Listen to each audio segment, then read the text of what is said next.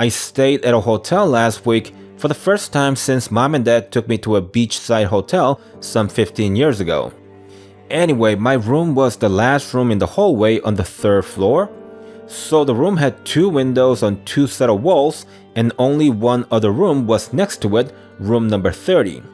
It was 10:30 at night and I was quite tired. After a quick shower, I got the laptop out of my bag, put on an ASMR video on YouTube, and gently put my head on the pillow.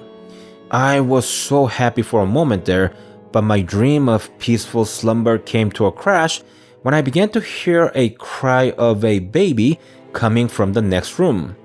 I turned up the volume of the ASMR, which defeats the whole purpose of listening to it to fall asleep, but I still thought that was better than the cries of a baby. I was angry, but not enough to lash out at the little creature. We were all once a helpless sack of meat at the beginning of life, so I made my peace with it and tried to sleep. It must have taken me about half an hour, but I did fall asleep eventually. I was so tired that even the cries of a baby couldn't keep me awake. Next morning, I got ready for checkout at around 10 a.m. I stepped out of my room and would have walked toward the elevator, but a scene in the next room caught my attention. The door was open and the room was completely empty. It seemed like it was going through a renovation of sorts. There were a couple of workers inside, and so I knocked on the door to get their attention, and one of them said, "Yeah, how can I help you?" I asked the man, "Was this room empty last night?" And the man went, "Yeah, water damage. We've been working on it for the last 3 days. We are almost done. I hope we didn't make too much noise for you in the morning, and I apologize if we did." I told him that it was okay and went downstairs to go through the checkout. I took the flight back home that day and thought about the hotel and the baby during the entire flight. Room 30 was the only adjacent room to mine, yet it was empty the whole time, and somehow I heard a baby cry, so loud that I had trouble falling asleep. I don't know the history of the hotel, nor do I have any proof of it being haunted, but I think that hotel's got a guest who's not a human, and I have a feeling that guest is unlikely to check out anytime soon. The year was 1985 and I was 22 years old at the time. I didn't go to college after high school, and so most of my jobs after graduation were in retail. Anyway, one day I got a call from a high school friend whom I still kept in touch with. His name's James, and he was very excited to tell me something. He said, "Damien, you gotta quit your A&P cashier job today, like right now." I asked him what the hell he was on about, and he answered, "Dude, I'm working in construction for my uncle. He's paying twice as much as my old Kohl's cashier job, and in a year or 2, I'll be paid 3 times as much." Younger folks might not believe it, but James was telling the truth. Construction jobs paid well in the 80s and even through the 90s. It just never occurred to me that I could ever learn the know-how to go into the industry, but this seemed like a great opportunity to steer my life in the right direction. Hence, I decided to quit my cashier job and join James's construction crew. The first day on the job, I was introduced to the 9 guys in the crew, not including James. Half of them didn't care to say hi, and the other half just said, "Hey," and that was the introduction. The first project that I was thrown into was a church restoration/renovation. I think James told me that the church was 105 years old, if I remember correctly. Many of the old components of the buildings like beams, windows, and doors had to be reused, conditions of the components permitting. Anyway, it was the worst possible project for a new guy to get his feet wet.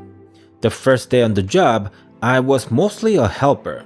I would carry things for the crew, bring tools over when told to, and hold things when the crew needed a hand. I was basically everywhere and had to work with every single one of the crew members for the whole day.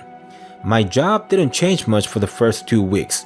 I was still the helper, and James told me that that's how everyone learns. One day after work, I was having a beer with James at a local bar. In the middle of a conversation, I asked James, "Hey, the new guy really doesn't like talking, does he?" James looked at me funny and asked, "What new guy?" And I went, "The tall guy covered in tattoos on both arms. I don't know his name because he doesn't talk, but there's only one other new guy aside from me. I'm talking about that guy." James wasn't in charge of the construction, but he was in charge of the personnel management. Called it a perk of being the nephew of the owner of the company.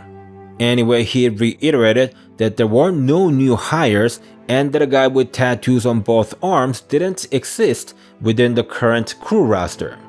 I saw what I saw and I knew I wasn't wrong, but I was tired and didn't want to continue talking about the matters that mean little to me. The next day, I saw the new guy again. He was sitting by the gravestones at the back of the church, not working, just chilling. It ticked me off a bit since we were all busting our butts in here. But it was James's job to manage people and not mine.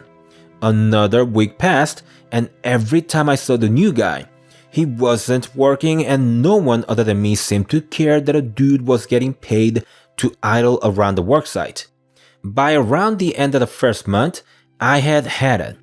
I told James, "Hey man, the new guy and me are both new to this crew. Why am I the only one to carry water for everyone around here?" James laughed and said, "Dude, I already told you there's no new guy. I don't know why you keep harping about some dude that doesn't exist." I angrily responded, "You telling me that you don't see a lanky, tattoo-covered dude with that thick, dumb-looking glasses strolling around the worksite?" Before James could get a word out, Henry, a worker who's been with this crew for the last 8 years, asked me, "Wait a minute, you said a lanky, tattoo-covered, thick glasses-wearing dude. What else can you tell me about him? Give me more details." "Alright, he's got a mole on his nose, and his left index finger is partly chopped off." Henry raised his eyebrows as he said, "Well, I'll be damned, that's Michael." I thought he was talking about the new guy, who for some reason my incompetent friend didn't even know existed, but that wasn't the case at all. Turns out, Michael used to work for this company about 5 years ago, until one day he died in a car accident on his way to work. Henry told me that even the other crew members have seen Michael hanging around at different work sites at random times. That is, after he died. It came as a shock to people at first, but since Michael sort of just hung around and did nothing else, people got used to his presence and they stopped talking about him after a while. James, having worked with the company for only a year, he had no idea this was happening. For some reason, Michael didn't care to show himself to James. Anyway, I continued working with the same crew for the next 5 years, and Michael kept showing up at different work sites and at random times. I too got used to him eventually. I don't know why Michael is in a limbo between the living and the dead. Maybe he never got over his death, or maybe he loves being a carpenter, who knows. It still baffles my mind that I worked alongside a ghost for 5 years in my 20s. I never told anyone of this story because it's just a type of thing that you will never believe unless you see it with your own eyes. Whether you believe me or not, that's up to you, but I'm telling you, I think Michael is only one of many wandering spirits in our world. My hunch is that we are surrounded by ghosts who can't let go of their past.